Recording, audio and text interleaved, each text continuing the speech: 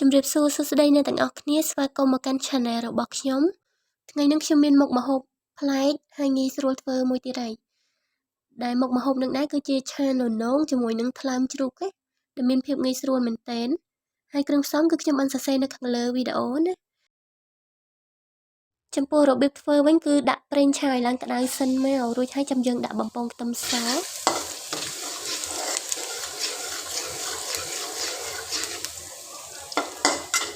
ពេលបំពងខ្ទឹមសយើងគួរតែបើកភ្លើងតិចៗ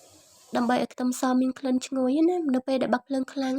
ខ្ទឹមគ្រាន់តែខ្លោចទេប៉ុន្តែគឺអត់សូវឈ្ងុយដូចទៅពេលដែលយើងបើកភ្លើងតិចៗទេបន្តមកទៀតហ្នឹងគឺយើងចាប់ផ្ដើមដាក់ថ្លើមជ្រូកចូលមក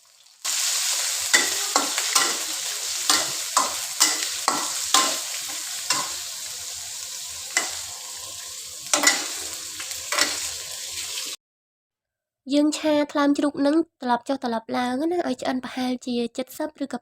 80%រួចហើយសិមយើងផ្សំគ្រឿងដែលមានដូចជាទឹកត្រីអំបិលស្ករប៊ីចេងប្រេងខ្យងឬក៏រ៉តឌីនៅពេលដែលឃើញថាថ្លើមជ្រូកឆ្អិនប្រហែលជា100%ហើយនឹងយើងបន្ថែមទឹកខ្លះណាដើម្បីកុំឲ្យគោកពេកហើយកុំភ្លេចដាក់ម្រេចផងណាដោយសារតែឆាមួយមុខនឹងបើយើងអត់ដាក់ម្រេចគឺអត់ធ្វើឆ្ងាញ់ទេប៉ុន្តែបើអត់មានម្រេចទេក៏អាចចិញ្ច្រាំម្ទេសដាក់ជំនួសម្រេចគឺមានរសជាតិឆ្ងាញ់ប្រហែលគ្នាដែរផ្សំគ្រឿងទៅតាមចំណង់ចំណូលចិត្តរៀងៗខ្លួនណាតែបើសិនជាអ្នកទាំងអស់គ្នាអត់ចង់ចំណាយច្រើនដាក់ប្រេងខ្យងឬក៏រ៉តឌីក៏បានដែរដោយសារតែម្ហូបខ្មែរយើងផ្សំតែស្ករអំបិលប៊ីចេងទៅក៏មានរសជាតិឆ្ងាញ់ដែរហើយនឹងទឹកត្រីបន្តទៀតនឹងគឺខ្ញុំដាក់ម្ទេសហើយនឹងននងដោយសារតែខ្ញុំចូលចិត្តញ៉ាំហឹរអញ្ចឹងខ្ញុំដាក់ទាំងម្ទេសហើយនឹងម្រេចបើសិនជាអ្នកដែលគាត់អត់ចេះញ៉ាំហឹរទេពុំចាំបាច់ដាក់ម្រេចហើយនឹងម្ទេសក៏បានដែរនិយាយទៅននងហើយនឹងតសក់គឺដូចគ្នាពេលដែលយើងឆាទៅប្រកាសជាចេញទឹកមកហើយអញ្ចឹងយើងដាក់ទឹកល្មមទៅក៏បានដែរ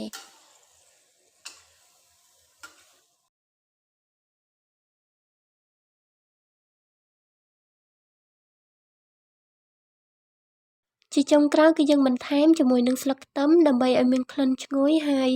សោភ័ណភាពស្រស់ស្អាតផងដែរ